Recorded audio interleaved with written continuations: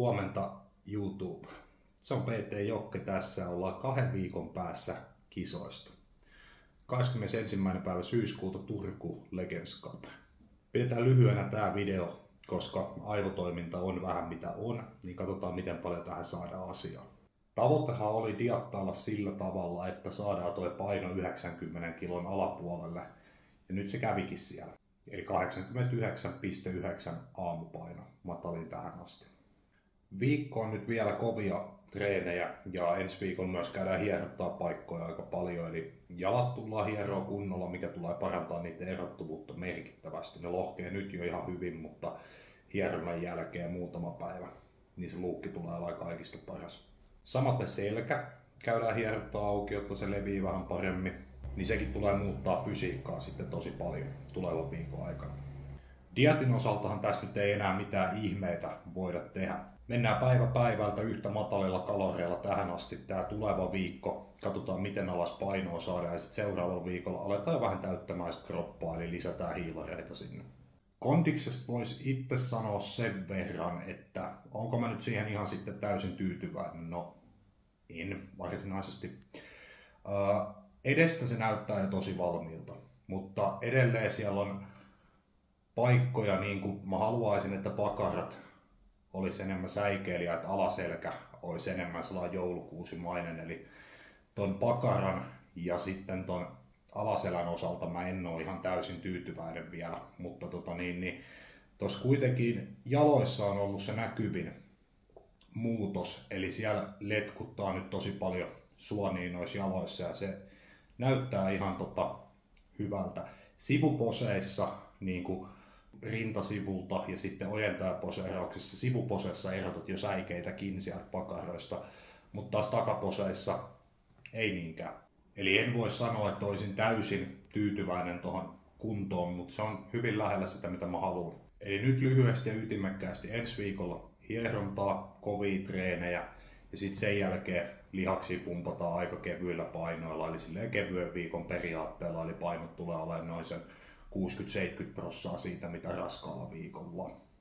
En näe mitään järkeä ottaa kovia jalkatreenejä esimerkiksi viimeiselle viikolle tai välttämättä toisiksi viimeisellekään. Ne tulee lohkea paremmin, kun ne ei ole ihan tukossa sitten. Itsessään reissua Turkuun mä otan tosi paljon, kun se on itselle siitä ihan hauska etappi, että mun eka kisa on ollut nimenomaan Turussa. Se oli se vuosi 2020, kun Fitness Expo silloin poikkeuksellisesti järjestettiin Turussa. Jokainen muistaa, että tona vuonna täällä riehui semmoinen virus, mikä aika paljon sulki paikkoja, sulki kuntosala ja vaikutti tapahtumiin tosi paljon. Ja silloinhan toi diettikin tehtiin silleen, että ei voitu olla 100 varmaa, tullaanko kisoja ylipäätään järjestämään. Mutta silloin sit hommaa lähdettiin vaan tekemään periaatteella, että tää vedetään maaliin, pidetään kisat tai ei käydä ja sitten vaikka ottaa hienot studiokuvat, jos ei muuta. Kyllä ne sitten järjestettiin ja Turussahan ne järjestettiin silloin, jolloin yleisöä siellä oli tosi vähän yleisöä. Ja ainakin omalla kohdalla se vei tosi paljon sellaista kotikentän jännitystä pois, että sulle ei ole siellä 100 päistä, 1000 päistä yleisöä omasta kotikaupungista, niin siellä oli helppo silloin kisata. Muutenkin Turku on makea kaupunki, niin toi tulee olemaan tosi kiva viikonloppu. Toissa viikonloppun Kehorakennusliiton SM-kilpailut, olin itsekin paikan päällä kattoo, ja siellä näki tosi paljon tulevia kilpakumppaneita, että muistat, että hetkinen, tonhan nimi onkin siellä listalla ja toi tulee olemaan samassa sarjassa meikäläisen kanssa siellä. Mulla on monta sellaista tyyppiä, en lähde tässä nyt ketään nimeämään tietenkään, mutta ootan tosi paljon, että miltä mä näytän suhteessa tohon ja katso muutamia kavereita silleen, että okei, toi voisi ehkä olla voitettavissa, tolle mulla ei ole yhtään mitään jakoa. Eikä se siis silleen, sä et koskaan voi vaikuttaa siihen, että keitä sua vastaan tulee kilpailemaan ja sä voit vaikuttaa vaan omaan lopputulokseen. Mutta väkisin sitten, kun sä näit kavereita siinä livenä, että miltä ne näytti siellä lavalla, niin alkoi miettiä, että mitenköhän mä tuun tohon vertaantua ja näin poispäin. Et nyt jos koskaan on tosi makeeta lähteä tonne kilpailureissulle. Ja totta kai ottaa tosi paljon myös niinku kisojen jälkeistä aikaa, kun pääset lisäämään sitä hiilihydraattia sinne ruokavalioon ja alkaa lihakset täyttymään. Kun on sellainen reboundivaihe, eli sä pääset lisäilemään niitä hiilareita, saat lisää lihaspainetta ja sun reenit alkaa kulkemaan siitä. Itse odotan tosi paljon sitä, että pääsee vähän vaihtelemaan ruoka-aineita, kun nyt oot monta viikkoa syönyt oikeastaan yhtä ja samaa. niin totta kai tekee mieli syödä kisojen jälkeen hyvääkin. Eli tuun ihan varmasti syömään jäätelöä, tuun syömään hampparia, tuun syömään suklaata ja irtokarkkia päivän parin, mutta ei ole semmoista niinku hirveä mielentekoa vetää ihan hirveät paskaa vaan, mutta lähinnä vaan se, että sä pääset vaihtelemaan taas ruoka-aineita, pääset ottaa sinne syömään jauhelihaa välillä, pääset vaihtaa hiilihydraatin lähteet, voit tehdä tortilloja.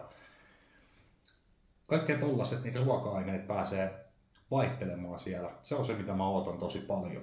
Koska ei sen podausravinnon oikeasti tarvi olla koko aika vain ja ainoastaan kanaa ja riisiä. Sä voit syödä siellä niin paljon kaikkea muutakin. Mut nyt kun ollaan näin lähellä kisoja, tiedetään mitkä ruoka-aineet imeytyy parhaiten ja näin poispäin. Sitä ei kannata lähteä tässä vaiheessa hirveästi säätämään niiden kanssa, vaan mennä sen mukaan mitä on lapulle kirjoitettu. Tai no, itsehän mä oon ne kirjoittanut. Ei mulla tässä ulkoista valmentajaa tällä hetkellä olekaan. Mutta näihin kuviin, näihin tunnelmiin. Ootan innolla Turkuun ja toivon, että mahdollisimman moni tulee katsoa niitä kisoja silloin. Nähdään toivottavasti siellä.